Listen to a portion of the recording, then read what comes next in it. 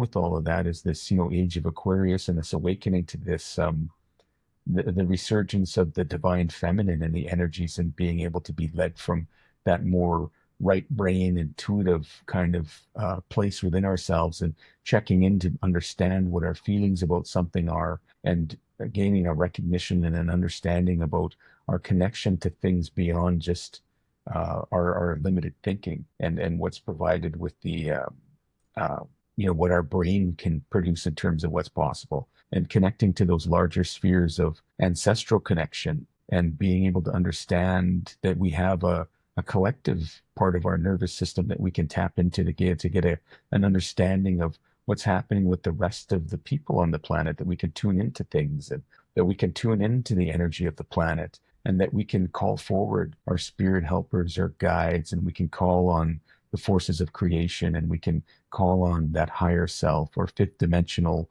part of our being, and bring those energies into the mix inside of our energetic field, surrounding our body, mind, body, spirit, and emotion, and that we have access to those different forms of intelligence, if you want to call it that. And through that access, we can begin to perceive a new way, a new reality.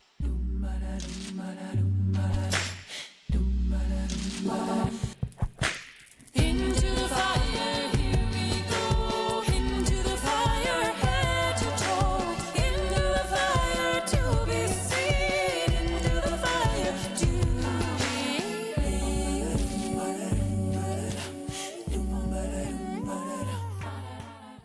This is Mark A. Lewis. This is the Sacred Village podcast. Today, I'm in a different town, a different setting. I'm in the kitchen of a friend of mine in Edmonton, Alberta, different province, same country, but there's a different vibe here. I'm in an area where I'll be participating in a summertime ceremony, something that's very dear to my heart. And the fellow that I'll be speaking with, we met in this space, in a sacred space, and we've gotten to know each other over the last couple of years. Doing ceremony together, you really get to know somebody on a very kind of, on a deeper level. But certainly that carries into the regular world, because you take that information, you take that vibration and that familiarity that certainly doesn't happen immediately. But when you continue to go back to the same ceremonies, ceremonies that cultivate community, they cultivate, it's not just individual healing, it's a community healing. And, they have indigenous roots, these ceremonies, deep traditions that have a lot of knowledge and understanding of what it takes to live in alignment, to be in our hearts, to acknowledge, perhaps through mental exercises, but certainly through emotional experience, acknowledge when we are a little too far from the earth, or too close to the sun, or, a little bit too much in our head, too far to the north, too far to the south, to the west, to the east, which direction are we gravitating towards based on our personality and who we are as a human being, but also what we've learned, the way that we've been raised, the way that we've been over-cultured, or under-nurtured, and what aspects of our psyche, of the human condition, have grown larger than they need to be to compensate for something that would be best described as lack. What are we lacking, and what has formed, and what do we, how do we identify these aspects of our personality? How do we connect to these aspects of our personality that have developed through a compensation from lack? And are we attached to these aspects of our personality? What happens if somebody takes that away? What happens if you go to a space where things begin to come up? If emotions are stirred and letting go is necessary, and fear comes up, What is that space? What is that experience? And what's next? And why are we afraid of letting go of something that is manifested out of lack and will ultimately be replaced by something, that is nurtured and cared for and manifests not from that space of lack, but that space of knowing, that space of connection, that space of learning how to be love as opposed to searching for love out of desperation, out of a place of being misinformed that we are separate and we are desperate for something more than we have ourselves to offer and that the people around us have to offer. These complex dimensions. Yeah, this is where I met this fellow. His name is Orest Zwozdesky. And hello, Orest. How are you, my friend? Hey, good day, Mark. I'm doing well, thank you. So, how about that introduction? What can you say to this realm of being a person in the world? And what has ceremony? What has that space and that tradition? What has it brought to you into your way of living a better life, a more a richer life? What are your thoughts on that world? Well, just to speak a little bit to what I caught you speaking about before you brought me in and asked me a question. Mm-hmm. A couple of the things that sort of stood out were, about being in this world where, maybe there's a desperacy towards feeling loved, and you didn't use the word belonging, but I sort of, deciphered that belonging was in there somewhere.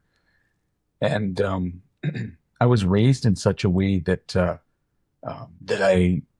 I felt very separated and very isolated, and didn't really even know what it was that I was looking for. But whatever was going on in my life wasn't filling my needs. I think I don't even know that I was taught how to identify what my needs were and verbalize that stuff. So when I think about just the ceremonial journey and getting to know myself, and I'm a person of Métis ancestry, which essentially my name is Orest Zwozdesky, is a very Ukrainian sounding name, and my dad was Ukrainian. My mother was Cree and French from a little Métis community in northern Saskatchewan. So it wasn't until I came to ceremony that I really started to learn about myself, find out even what my values were, and this was being sort of modeled to me through a couple of elders that I ended up coming into contact with back in 1998 up in the Yukon.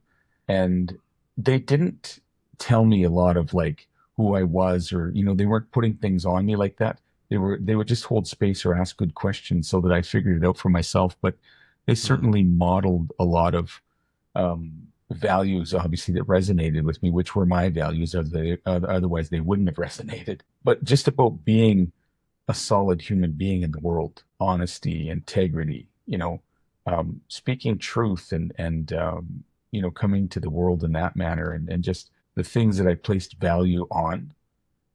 It was a lot of connection to the land, a lot of connection to ceremony, learning to connect with spirit, my own spirit, learning to connect with my ancestry, helping me decipher what my values are, and just who I am as a person, and the vision that I, was called to in the world, and what I'm creating in my life. So those are a few of the things that I would say that stand out as higher level kind of importance about how to be a good human being in the world, and how to work in connection with the earth, and come at things from a ceremonial perspective, and just honoring and having that humility, and being able to grow through those understandings to a point where I knew 100% what my connection is. Not I know what my connection is. And I know how to get there. I know how to be inside my body. I know how to open my heart, and I know how to be aligned with my spirit, and how to nurture that and look after myself in those ways. So that's what I would say about that. Yeah, that's very foundational. This podcast is called The Sacred Village. For the last 10 years, my journey has become a spiritual journey. It transformed. I was definitely bumping up against, like, curiously kind of connecting with these esoteric aspects of existence. I would, the word synchronicity through the lens of Carl Jung, Jungian analysis, those books, or Joseph Campbell through film, the language of film, symbolism. It was always just brushing up against spirituality, which, spirituality, what is that? There's this esoteric connotation, through that normative lens sometimes, and maybe even a misunderstanding of what that actually means. Ironically, or the irony, I suppose, is that it's fundamental. And, because it does mean what you just spoke about, that learning about what's true for yourself, being able to be in your body, being able to, read a feeling for guidance as opposed to being in your head and going through that Rolodex of what did I learn from this class or that class, or, what was I scolded for in this experience or that experience. So let's avoid another one of those by doing this. Let's calculate, if I do that instead of this, then the outcome will be this. So let's think about that and choose right, because I don't want that feeling of shame or guilt or scolding, or just, thinking of myself, let alone somebody else thinking that I'm less than, what I should be from someone else's point of view, or my own point of view. I'm less than, being, constantly being concerned about this orientation, this external gaze of, expectation, which, that for me is a compass or a way of orientating that comes without spirituality. And so spirituality is the inversion, of those aspects, or those, that way of being in the world. So I'm just reflecting here, on the journey so far for me with this podcast. There's been, we've delved into men's work, we've delved into, the divine feminine, and then my own journey has been, very much, there's just been this deep investigation of spirituality and, delving into my own psyche and my own feeling world. And, I feel like I'm coming up for air in a little bit as I get a little bit closer to ceremony, and then speaking to you, to a brother, that we have a lot in common. And I guess, my point really is just that it's refreshing to speak to you, because, just hearing, what you're sharing, for me, there's nothing more important than this journey of self-discovery and being able to be authentic and be in our body and finding purpose through that voice, that inner voice.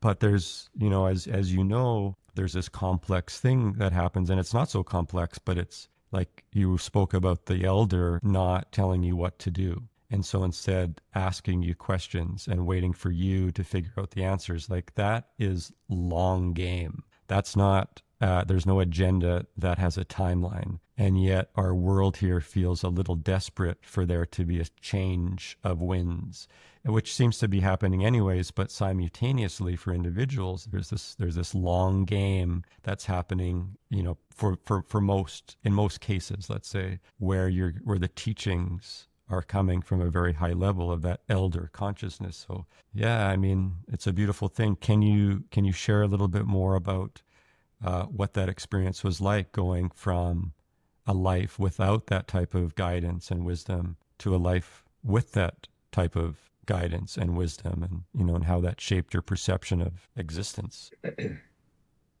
Yeah, the thing that immediately shows up when you're asking that question is that I just recognized before how lost I felt and how unprepared I felt to be able to deal with life as a young adult, and subsequently my way of coping with that was using a lot of alcohol and a lot of drugs just to get by, right? Just to numb and feel like I was going to be okay and could navigate.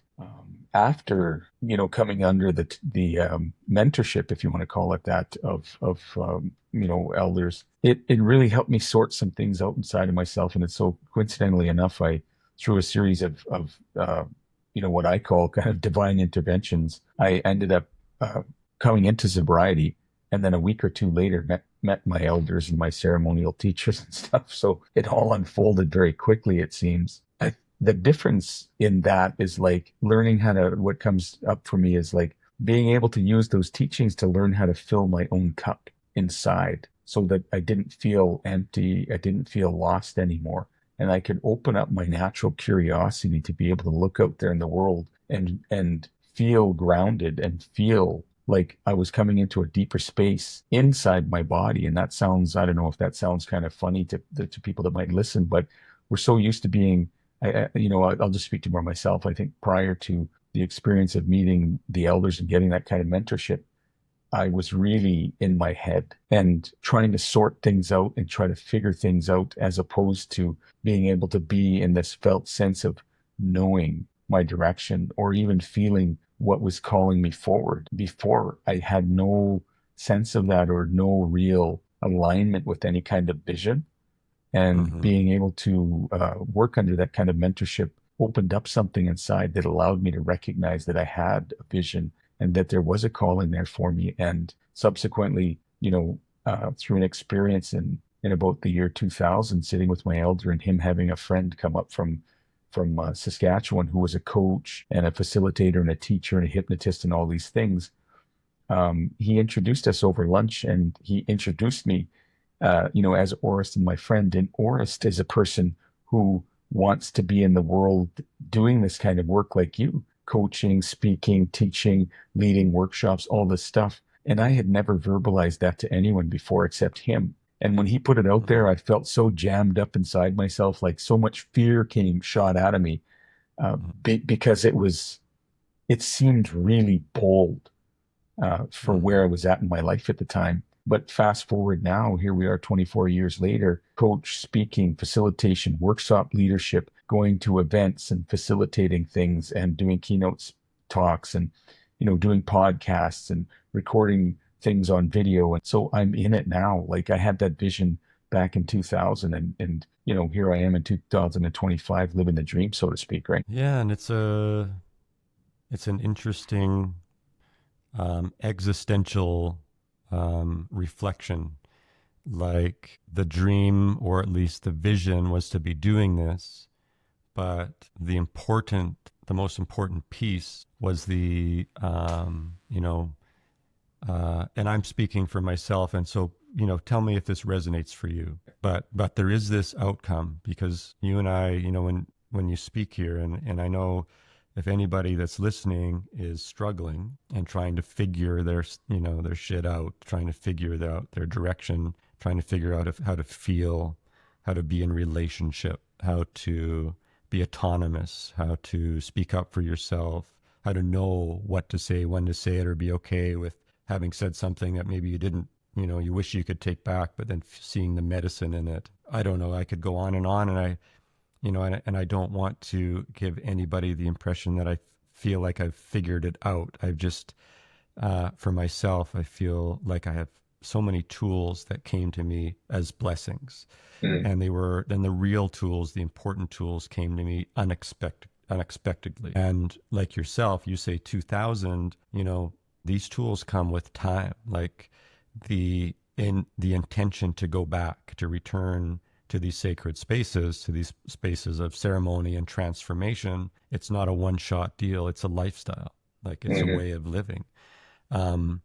And the vision of being able to do these things for other people is almost like the icing on a really good cake. Like the cake and the density of that. I'm sure there's a better metaphor for that, but it's kind of like, that's not what's important. It's a manifestation of what's important. It's an external, now it's time for me to give back, because that's just the way these things work. Mhm. Once you've been through enough authentically, and, people are wanting to give back before they're ready all the time. And, it's easy to judge that, and perhaps there's validity in judging that. Like, it's not, perhaps there's a place for judging that, but there's also continued growth in that space too. As soon as there's an intention to be a healer, look out. You're gonna be leveling up, whether you like it or not, whether you know it or not. That's just the way that life seems to work, is that, eventually people with good intentions and good hearts that are guided to you, they're going to be protected. And that protection is going to manifest as the leveling up of the person who wants to be helping. So it's all sort of synchronized in this like mysterious way too, in my opinion. But But I do have more questions. But just is there anything that you would reflect back to me, just with my reflection of what you just shared? Yeah, I mean, I would say just the whole aspect of, and you didn't use this language, but what I perceive from what you laid down Mm. in terms of somebody who, had some kind of experiences, traumatic or whatever, and we're looking to figure out how to sort that stuff out, and then you find that you're on this journey, and you start to, come into contact with teachers and with teachings, and essentially you're on your own sort of healing and growth and expansion journey, and then, whether you're called, whether you consciously feel like, oh, I want to go do this kind of healing work, or, you're called to be a healer. And which is funny because I don't consider myself to be a person that's a healer per se, but Hmm. others might perceive that in that way. But I think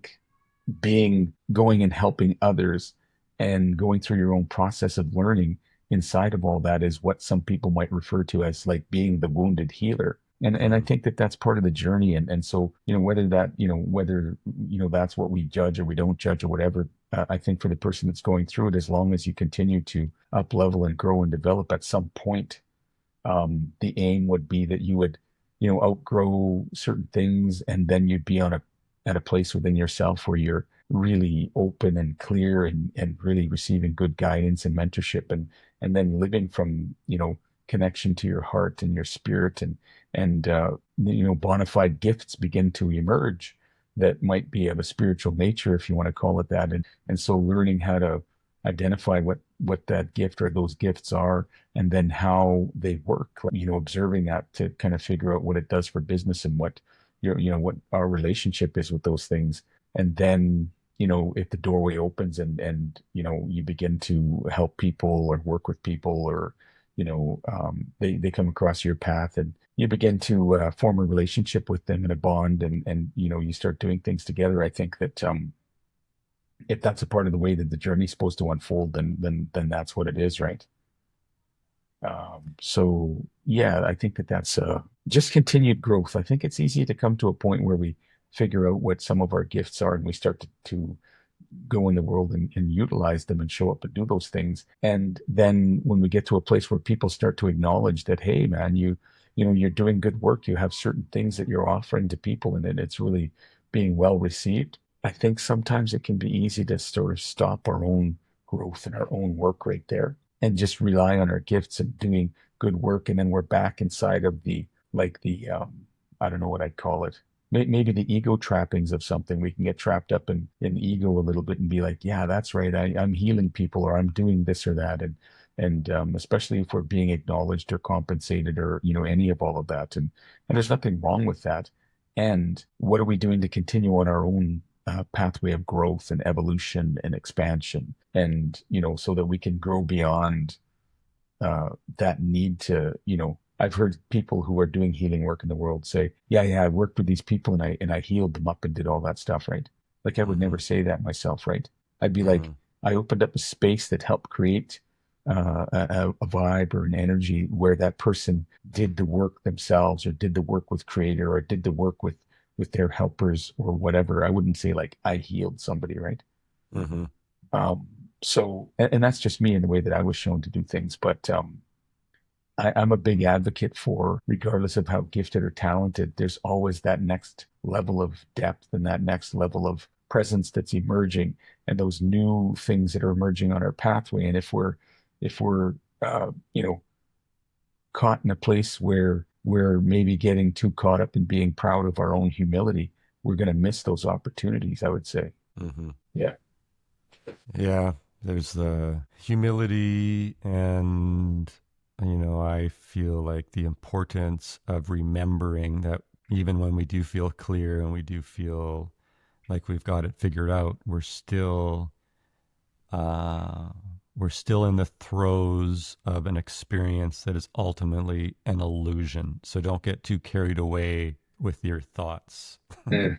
Hmm. of self and of like confidence, feelings of. There's a phenomenon where I've noticed, particularly I've only noticed it in men, a particular archetype of men. I would call it an archetype because there's a pattern, but I don't really understand the pattern, and it's not people that know each other, but a particular type of man that who walks with a lot of calm and confidence and has a bit of a droopy eyelid. So there's something like I've been watching in this and looking at that inquisitively, like what's with the droopy eyelid? And the droopy eyelid kind of signifies like I spend so much time being at the top of my game that I'm a little bit bored with it all. So much so that the only experience that I really have is one of seeing other people look at me with envy or want a desire to be with me or to be me. And I get to droop my eyelids because life is just so intoxicating with oxytocin.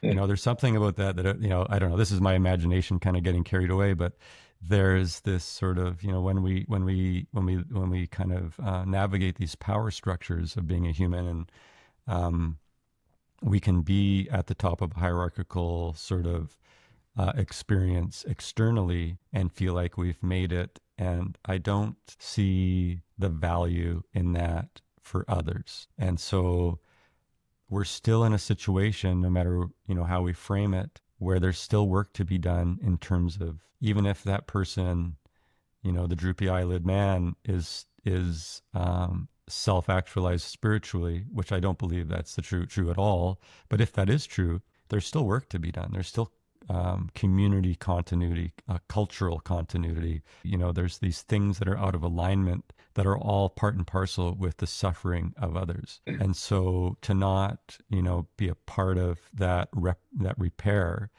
I think speaks to a person's distance from their heart, because in my experience, once you're in alignment with your heart, you know, being of service, yes, to yourself and to your own higher good is a part of that, but being of service to others most certainly is also, particularly family and community, you know, the people that are close to you. So, you know, you're a man who I would say is white passing, but I also can see that, you know, you're not. You know, when I look at you, I see a native white man, but it's both of those things at once, because it's not really one or the other at all. Like, but it depends on somebody's lens and what they see, what they know about you. There's, you know, there's this interesting thing happening where there's this continuity in the assimilated, let's say, settler culture, predominantly white culture, that seems as though there's cultural continuity when there's so obviously not. There's an overculturation, being overcultured, being damaged by, you know, being hit over the head by institutions and like cognitive processes and indoctrination, all this stuff. I could go on and on. But then there's these indigenous teachings, or these indigenous communities, you know, ostensibly for years have been examples of what not to be. But, you know, with the alcohol, with the addiction, you know, with the poverty, and, you know, again, on and on. These are aspects of communities, you know, around the world where you have economic, you know, different communities with different economic status, and some taking on this caste-like system of being the untouchable relative to the privileged and the holier than thou kind of, you know, hierarchy. And yet, when you get in closer to these indigenous communities, what I discovered is that the gurus, and I'm talking Gandhi, you know, esque guru, and I just use that as a pop culture reference, but I'm sure that Gandhi does. I'm sure that he was a very blessed and very wise person. I never met him personally, but I just use that as a, you know, a reference point for people that haven't met any indigenous elders, because there are not a whole, you know, it's not like there's thousands of them, but there are these elders out there that are just beaming with this wisdom and connection and divine knowledge, and there's communities that are slowly forming around them that are really aligned and really healthy. And it's kind of like, you know, with the assimilated culture in mind, it's like there's these things happening that most people don't know about, and it's It's really powerful, and people should be taking notice here because there's something to learn, to watch, to understand uh, beyond the veil of the assimilated world. So you're a man that's been able to sort of explore both quite deeply, and from what I can tell, what's your take and what's your experience, being of both of those worlds? Yeah, it's interesting because a lot of people that are native people recognize that I'm a Métis person, that I'm part native. They can kind of see it, right? They pick it up. Yep. But I do look visibly European in appearance, and um, I'm privy to all of the privilege that affords, right? Until I'm in a setting and say that I'm Métis, and then there's like this unconscious pulling back of some of that. It's not like it's just a feeling, right? Because there's a tone that shifts sometimes in certain environments when that information gets shared, right? It's kind of interesting, and I think it's mostly like subconscious and subtle. People might not even be aware that they've shifted, or something has shifted there in their perspective as a result of finding out that I'm part native, right? So and it doesn't always happen, but it is a fascinating dynamic for sure. Mm-hmm. And so it is a really interesting road to walk. I really feel like for myself, I've always been. It's so funny because I never really grew up around the Ukrainian side of my family. They lived elsewhere, and we just didn't have that close of contact. And my dad considered himself to be a bit of a black sheep in his family. So I grew up around the native side of my family, and grew up in a neighborhood where it was, yeah, like probably middle class ish, not really. And so there was lots of native people that I went to school with, and had lots of native friends, and yeah, just as a result of all that experience, I always, as soon as I started, kind of getting into my professional career, I always worked inside the native community and always worked with native people, and just there was always just a thing there, right? So when I really started aligning and getting involved with elders, and learning about tradition and ceremonies and things like that, and learning about myself, now at this point, I don't claim to really know too much, but I do know the richness that I feel inside myself as a result of being able to have more consciously tapped into the native side of my family in terms of the connection to spirit and ceremony and culture and tradition, and just to the land itself, and connection to being able to learn about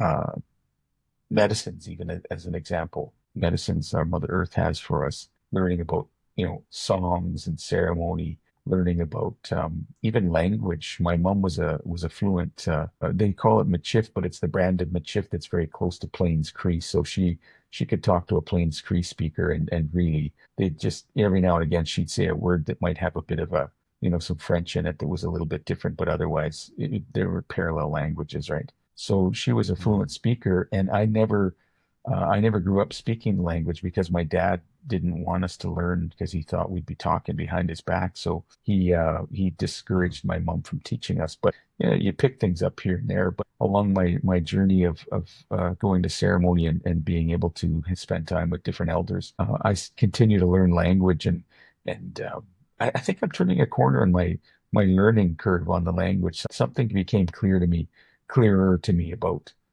2 months ago, after I had a dream where an elder was in my dream speaking to me in the language, and I woke up and just had a feeling like I understand something different about the language now. I'm not even clear on what that is, but something shifted there, which is pretty interesting. So it's just a whole level of richness that it's hard to really put my finger on one thing. It's just even being in contact with elders that know the original Cree creation stories, and being able to be in environments where I'm learning those things. It's just a whole different way of learning. It's a whole different way of viewing the world and viewing myself in the world, and a different way to approach life.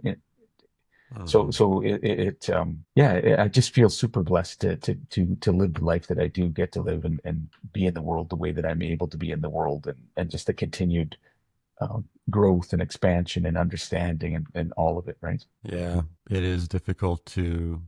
It's an interesting thing because here we there's two things going on. Like we're conversing here on a podcast, obviously, and this will be released. There'll be technology that's required to release that, and social media that's required to promote that and to spread the word. And we're talking about something, even it's not that we're talking about necessarily something specific that's sacred that shouldn't be talked about, but it is something that defies, um, you know, not just sort of like the pop culture understanding of it's not going to be a fad. Hmm. There is a fad like quality to, in the spiritual community around like there is a certain level of celebrity status that Lakota people have in certain positions, at a certain time in certain contexts, or other indigenous people, where white people or assimilated people are looking at them, coveting, what they have. But what do they do? I don't know that they really know or fully understand what they are coveting, because although unconsciously I suppose they do, because there's a stillness, there's a there's a deep, there's a connection to body, being in your body, being, listening to the environment, the wind, the plants, the trees, whether you're in a fast or sitting around a fire. Or but there's, from the point of view of pop culture, there's it it it looks at once very um kind of like beautiful and mysterious, and also very boring. And it's somehow the combination of the two that defines like that indigenous way, as far as I've experienced it, and including the acceptance of boring and the transformation of, of looking at it through that lens of, how did I get out here? What am I doing out here? Is, why am I not doing something more exciting or more, social, upwardly mobile in the social barometer kind of way. But yeah, anyways, I really, I hear you. It's terrain that's like, as a white person entering that, and getting as deep as, I've been able to get into that world quite deeply without being indigenous. So experiencing that, the spiritual aspects of that, while also remaining, who I am. It's a white man that was born in Edmonton, which is partly why I'm here, to a settler, consciousness, family construct, colonial construct. All of those things are, very much in my body, and wounding and trauma, and that's been the journey over the last 10 years, is really like undoing that as much as I can. But and then you have this other side, though, Orest, where you are, you're earning money. You're needing to have an identity that's beyond being indigenous, but you're sharing teachings, from these experiences, but communicating them in a way that may not look like, the way that you receive them. In other words, transforming the teachings into something that's palpable for a different type of audience, an audience that isn't indigenous generally, or is mixed, or, indigenous or not, is an assimilated person looking to ingest something, that will help them get a little bit deeper. Mm. So, tell me about that. What are you doing in the world, and how do you find meaning in this vocation? This chapter of your life. Yeah, it's interesting because the work that you're speaking of falls under the umbrella of something that I refer to and call the Vision and Voices Collective.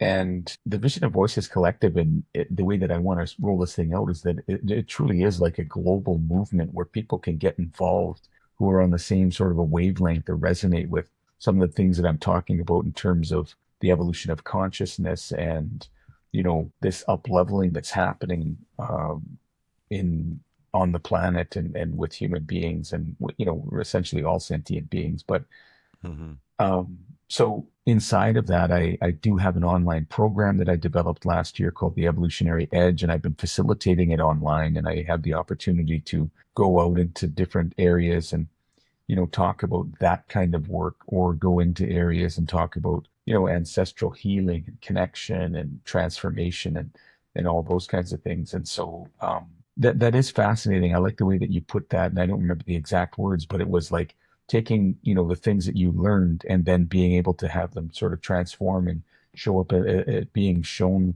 or taught to others in a way that maybe is a little bit different than the way that I first was brought to it. And so it's interesting Hmm. because my elder openly would say that, there's some places you go and elders, they're very like, they know the ins and outs and every aspect and component of culture, like everything related to language and everything related to, being on the land and the medicines and spiritual things and, teaching specifically why you hold the rattle this way or why you do this certain thing. And, like just every minute detail about all that stuff. And Hmm. my elder has a lot of teachings in a lot of ways, but he'll openly say that the bulk of his teachings are really universal, the way that he sort of brings things into the world. And that's probably had a direct influence, obviously, on the way that I show up in the world in terms of sharing things that are, um, you know, like talking about the evolution of consciousness.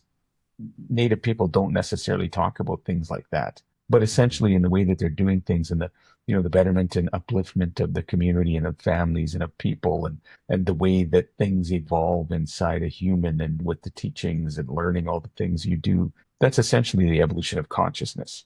Yeah. So it is kind of talking about the same thing, but using some different terminologies. And so I think that whatever I do, obviously I bring who I am to what I'm doing. And so there's always this flavor of, to use a word, indigeneity inside of all of my work or the teachings that I'm delivering or things that I talk about, because, even just talking about, spiritual matters or connection to spirit and connection to the planet and connection to the cosmos, like all those things are things that are inside of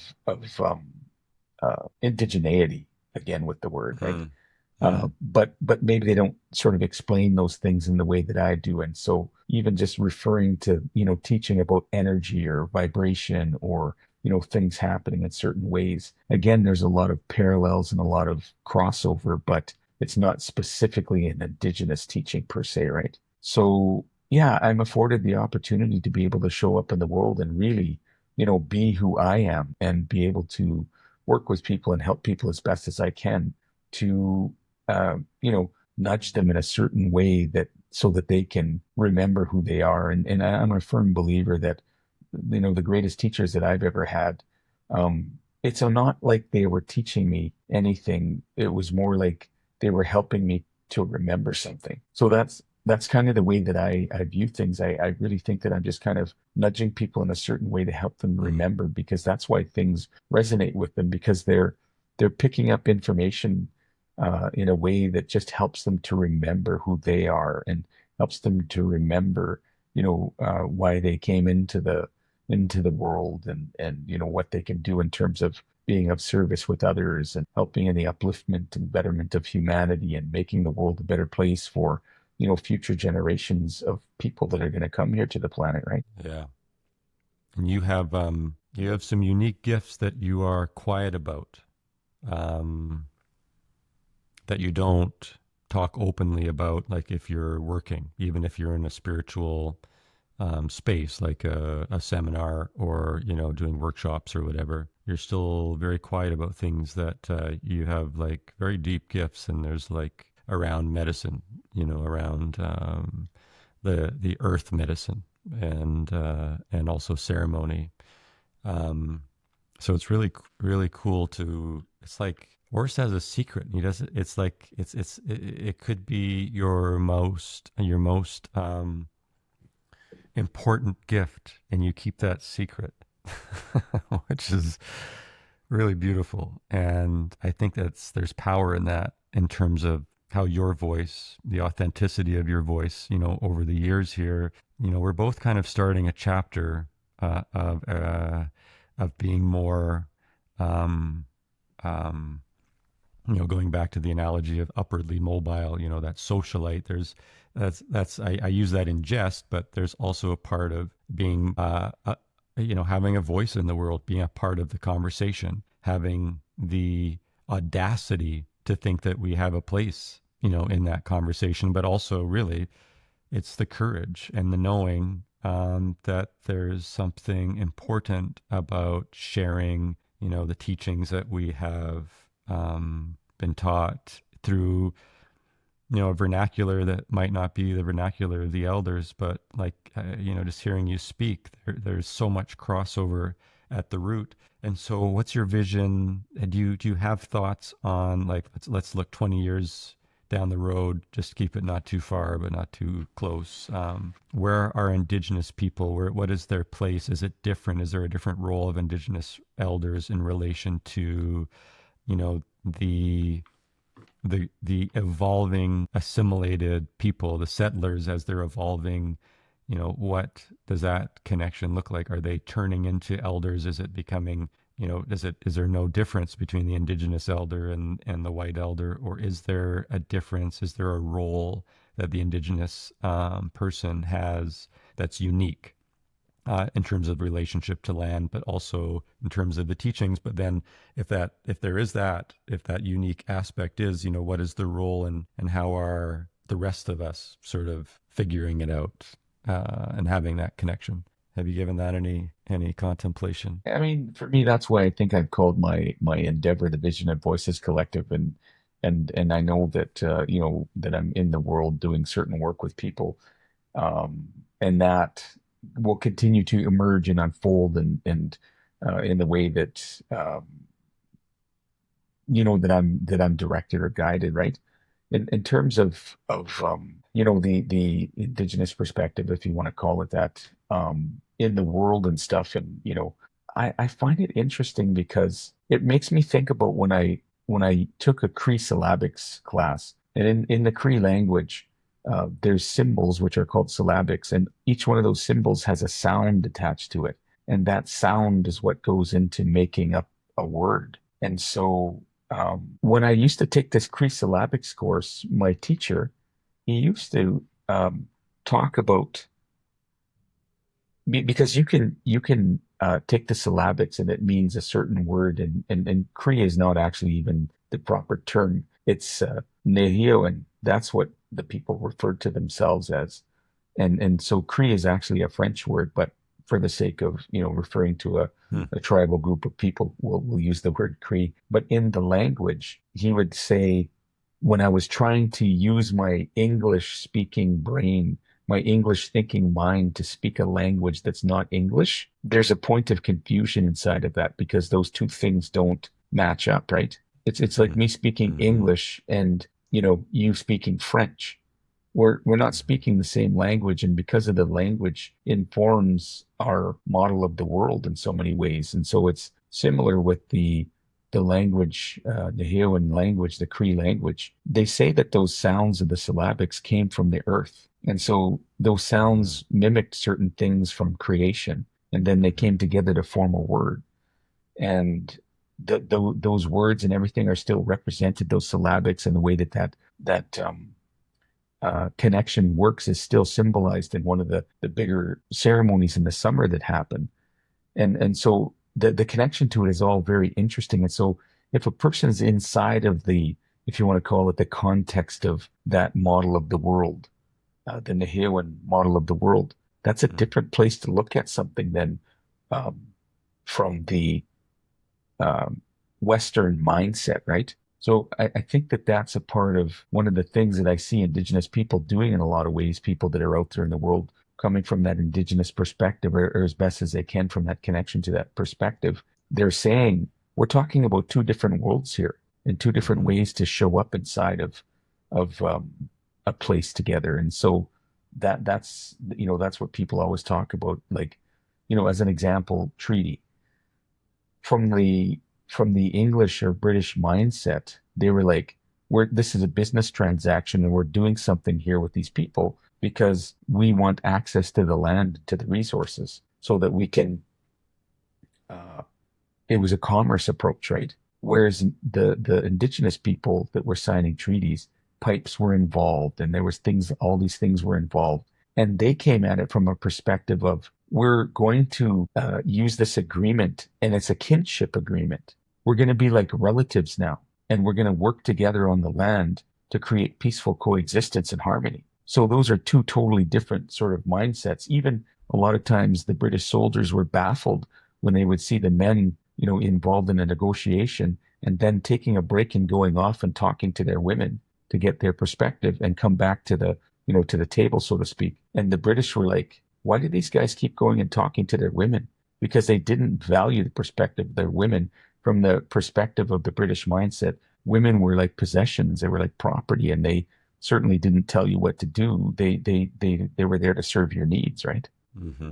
So it's a totally different um, perspective, and yourself in terms of being in a ceremony and experiencing that rich connection to the elements of nature and the land, and then moving from that place to be in the world, um, and trying to make a livelihood, or doing those things. Those things don't necessarily uh, line up super well necessarily. We each, I guess, have to figure out how that works for us, and how we're doing. But in terms of the future, 20 years down the road, there's got to be some kind of a better balance struck, because there's only so much extraction work that can be done on the land before we really have messed some stuff up, right? So Yeah. I like the indigenous perspective in terms of like we've got to be able to learn how to work together and find some kind of balance and harmony inside of ourselves and inside of our environment. So there is an actual place for future generations to come to that's not, fully messed up, kind of, right? Yeah, there's two things going on that I see, listening to your words here. I guess two different ways of answering or looking at the question, that I originally asked. Just about, that 20 years, what does that look like? And that relationship, what does that look like? And there's like, on the one hand, there's the different interpretation of the word treaty, for example, and the different way of coming together. You have the chanupa that you're bringing to these meetings, and it's a sacred gathering, and just a different interpretation of what that meeting and that intention looks like. And that's just an example. That's just like the tip of the iceberg. So on that note, or, with that analogy in mind, you have the dominant culture, which is sort of like the Titanic, and the indigenous people have already had visions of, the sinking ship. And so, the chanupas are going around, the sacred pipes are going around, the prayers are going around, and you have this intersection of prayer and indigenous teachings and the Titanic, which is like the dominant culture out of control. And when will that wake up happen, and what will that look like? As the dominant culture wakes up to the different systems that it needs to, and is it waking up to different systems that it has to put in place in order to control the people, to wake up by hitting them over the head and reshaping. If we use, the cattle culture, as a way of, as a metaphor for the way that the dominant culture is shaped, for the benefit of the power structures that are in place, and the cattle-like qualities of, of the people that are a part of the systems that, that's certainly, looking at it through a lens darkly with a bit of cynicism. But, do we take the indigenous cultures and start to use controlling mechanisms through a governmental sort of construct that continues the colonization just in a different form in order to try to preserve the land that seems to be burning all around us? Or, that's one part of the question, because I don't know that that's answerable. I have no idea how that story ends. But there's other thing that's happening, this other phenomenon that's happening, where there's this subsection of colonized people who are going into different types of ceremony, different types of experiences, where they're becoming decolonized. And so you have this unraveling of the trauma that's passed on intergenerationally to individuals through, the experience of being a colonized person. Because if you're a colonized person, if you're born as a human being, you're starting fresh. So you have to be recolonized through your upbringing. That has to happen in Hmm. order for you to be a part of that construct and to then become a colonizer. In order for that to happen, you have to be re-traumatized. You have to be traumatized from I mean, I guess there's epigenetics and perhaps some of that's passed down, but so anyways, this is being undone, as a part of this healing process for many people. And so you're going to have formerly assimilated people starting to relate to the indigenous people. They may say the word treaty, with the English language, but their meaning, their understanding, their emotional resonance of what that word means may actually be changing. Hmm. And there may be a different understanding, even though the vernacular, the word, the letters are the same. The resonance and the meaning may be shifting. And I use that again just as, a very specific example of a much broader phenomenon that's happening, where there's going to be a need for the indigenous people and the, let's say, decolonized, or the people that are a part of the process of being decolonized. And I mean, that's the indigenous predicament too, is being decolonized from the assimilation and the damage that has been done by the Hmm. colonizers, theoretically. And so there's this decolonization that's happening on both sides. But what happens when there's like, a really good, a sizable community of decolonized, former settlers that are like, who are we? What do we do? What kind of relationship can we have? How can we become part of an alliance? What does that look like? That's an important question, I think. Hmm. Anyways, I have one other, if you want to touch on that, great, and then and maybe finish off with a story, something that you can pull out of the ether wherever you like. I'll leave you with that there, Orest, before we wrap it up. Okay. Well, I think just to kind of share a little bit about what we had just been talking about is that um, I think what we're talking about is kinship. These people that you referred to in terms of growing up and really becoming decolonized um, from the larger sort of society, coming back to a place where we're talking about kinship and about relationship and about what in the language they call wakotoin, which means working together for the benefit of all, essentially. And so playing a win-win game. That's what I have to say kind of about that stuff, right? Um, I think more and more people are waking up to the fact that we've got to play a win-win game for everyone, Mm-hmm. and Mm-hmm. not just people either, but for the planet and for all the species and all the the animals and all life on the planet. That's win-win truly, right? Looking Mm-hmm. after the water, looking after the air, looking after the trees, looking after all the creatures, all the insects, everything, right? So again, working together for the benefit of all so that everybody's included. Um, and kinship, that's what that means to me. So that's what Mm-hmm. I'd say about that in terms of a story. I really believe that the earth is going through a transition and a change, and so subsequently so are we, because it's affecting our nervous system. The sun is changing, the polarities are shifting a bit on the planet.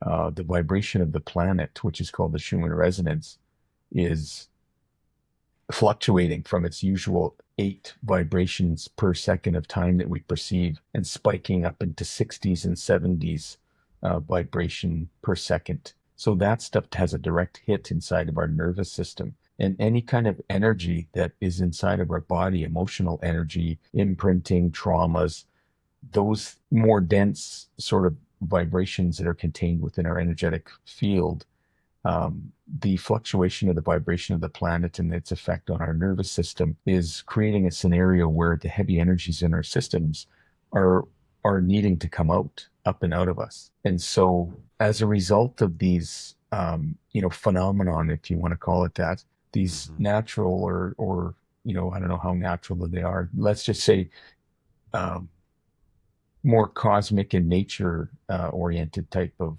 phenomenon that are occurring with the planet and with the sun and with the cycles and the rhythms and the evolution of consciousness as the Mayan people down in Mexico and the Americas down there looked at, and they saw things, they foresaw things happening for the people, and looking at some of the indigenous prophecies in the world, like with the Hopi as an example, and their Hopi rock prophecy and things about the pathways that humanity is collectively going down, and that we need to decide, if we're going to go down this technological, technocratic kind of a roadway, or if we're going to go down the roadway of harmonizing with the earth and what's happening on the planet at this time. And so there's mass awakening that's going on with people, and at the same time that there's mass awakening, there's also the ego's need to massively control and seek power over, dominion over, that we've witnessed Hmm. for a long time. And so,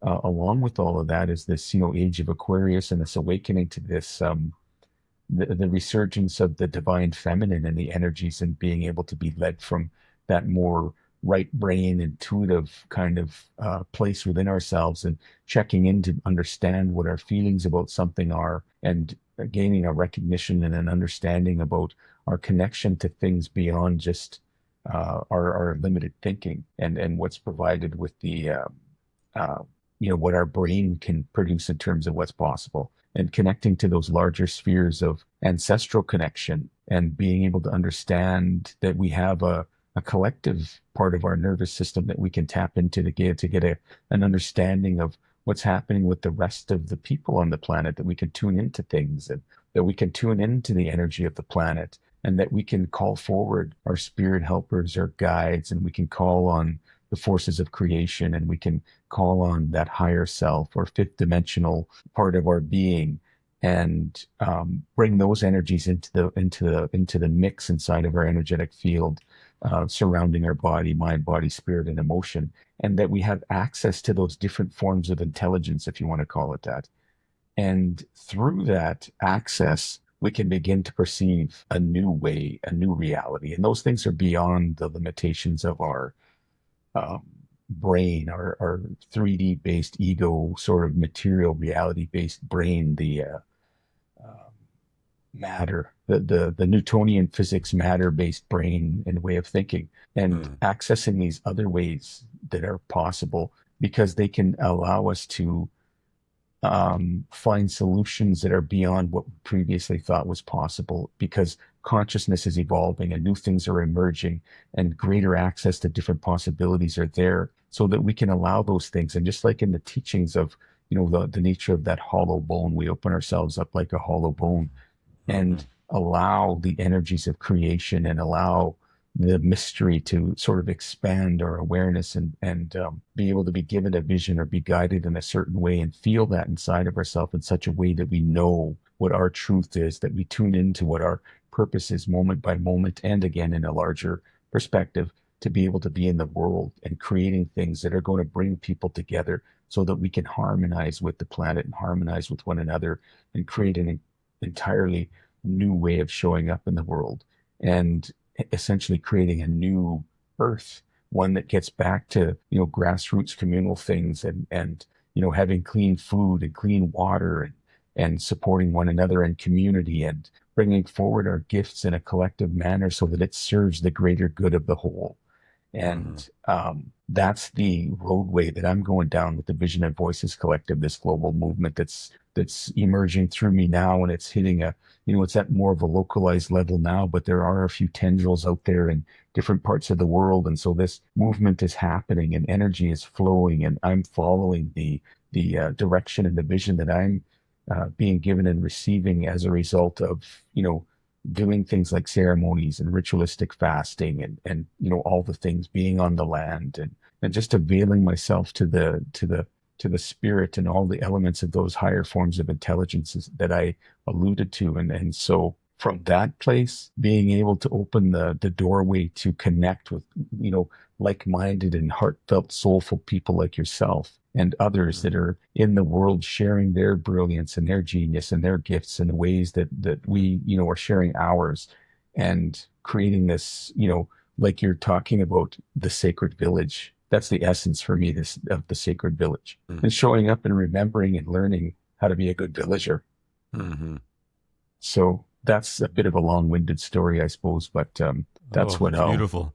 Closing comments. Yeah. So the story is that there's a new story being written, and it's one of kinship. Yeah, and being heart centered. Yeah. And soul fueled and connected. Mm-hmm. Mm-hmm. Yes. So before we wrap this up, what do you want the listeners to know about what you're doing, your project? Where can we learn more about it? People can visit the visionandvoices.ca website. Um, look up Orest Zwozdesky on Facebook. Um, that's probably the best ways to get in contact. Check the website, hit me up on Facebook.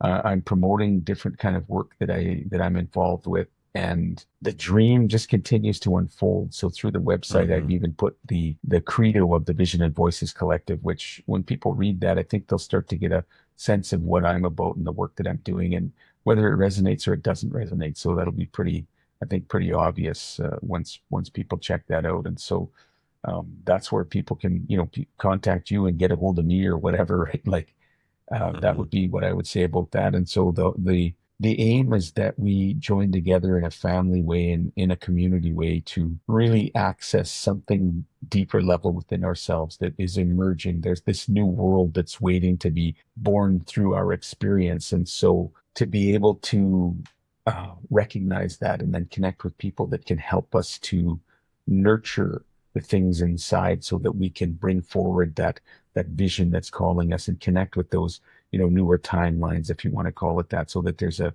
frequency match and that we can be held in a sacred way as we go through our process of really it's kind of akin, I suppose, Joseph Campbell's hero's journey in a sense, right? You cross Mm-hmm. that threshold um, and then you meet the mentors and the guides and you begin to Mm-hmm. develop your own medicine and your own way of being, that elixir, that sacred elixir that is you. And at some Mm-hmm. point you come out the other side of that and you come back to community, you come back to your family, you come back to the world and you say, hey, this is what I have to offer. Yeah, and more people are going to be um, encountering that journey in an authentic, archetypal way in their lives as we move through this, as opposed to dissociating and avoiding and being tricked in a way, maybe Mm-hmm. not intentionally or overtly, or maybe intentionally, maybe overtly, but tricked into missing those rites of passage, those initiations. That seems to be a pretty fundamental part of the suffering that's happening in the world today, is not having initiation, not being initiated, and being able to have that perspective and also that transformative, that birthright for transformation at the different stages of our lives. Mm-hmm. Okay, man, beautiful. We're also going to put the information that Orest just shared on the text that's associated with these links with the podcast. And thank you very much, my friend. I really appreciate this time and being able to go deep into these important parts of our lives. And yeah, appreciate it. Appreciate you. Yeah. I feel exactly the same way, Mark. I'm grateful that you allow me to come and share these words with, your audience out there and whoever's going to come across this material. So Mm-hmm. it is truly a blessing to be able to walk together and to continue to stay in communication and Mm-hmm. yeah, be a part of one another's unfolding journey, right? Exactly. Yeah, Yeah, absolutely, man. Oh, okay. beautiful. Yeah, Ustas, thank you. Take care. Aye, Yeah. aye. Hi, hi. And yeah, with that, we'll close. Thank you very much to the listeners for participating in your own way, for showing up, for taking your time to tap into these teachings that we're sharing, in a humble way that these guests are sharing. And have a beautiful day. Sacred Village Podcast, Mark A. Lewis, over and out. I lay my head down. Check out my lovely partner's music, Christina Jessen, at christinajessen.com. And there's also more information on what we're doing. We're doing a land project up here, traditional land development with a community intention. And if you're interested in any of the retreats that we're a part of and part of organizing, you can find all that information at sacredvillagepodcast.com. Have a wonderful day. Floated down and down like a feather. I floated down and down, and I floated down and down like a feather.